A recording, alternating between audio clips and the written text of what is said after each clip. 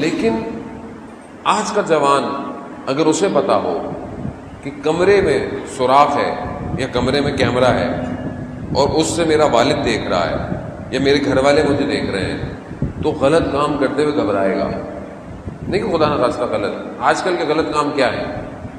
آج کل کے غلط کام تو یہی مصیبت جو مشکل ہمارے ہاتھوں میں یہی سب سے بڑا غلط ہے.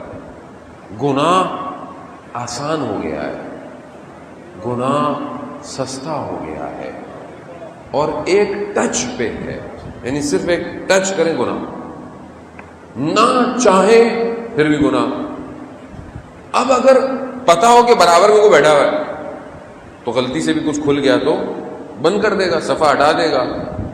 لیکن اگر نہیں بیٹھا ہوا تو کیا کریں گے؟ موقع دیں گے, چلو دیکھتے ہیں کیا. ایسی ہوتا ہے نا, دیکھتے ہیں ہے کیا. اب جب ایک دفعہ گئے تو یہ وادی شیطان کی ہے, یہ ایک دفعہ بلاتا ہے پھر رسوا کر کے نکالتا ہے انسان کو. یعنی انسان کو اندازہ نہیں ہوتا کہ اس کے ساتھ ہوا کیا.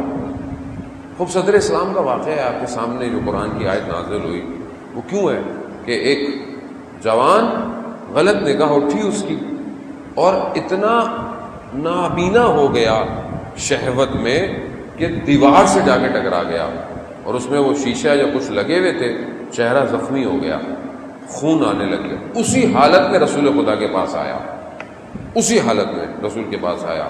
تو یہ جو قرآن کی آیت نازل ہوئی, یغضوا ابصارہم, اپنی نگاہوں کو جھکا کے چلو, موقع ہی نہیں دو.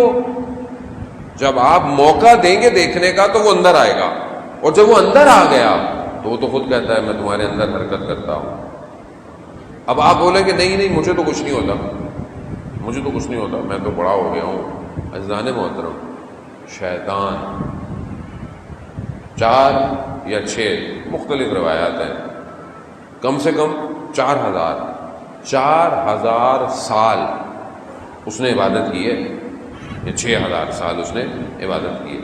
اور یہ جو سال ہے نا, یہ سورج والے نہیں ہیں, اس نے عبادت کی ہے, ریاضت.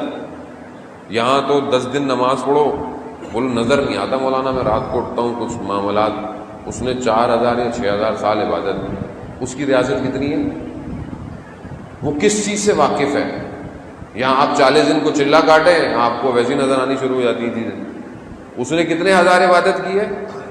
وہ میرے آباء و اجداد سے واقف ہے, وہ میری اس کمزوریوں سے واقف ہے جو میرے اندر ہے, وہ سب جانتا ہے. وہ وہیں پہ آ کے حملہ کرتا ہے کہ اس کی کمزوری یہی ہے, اور وہی گراتا ہے اس کو, اٹھنے نہیں دیتا. لیکن اگر شخص یا جوان غلطیاں کرتا رہے اور اس کے بعد 2 رکعت نماز پڑھ لے تو شیطان کی ناک کو رگڑ دیتا ہے.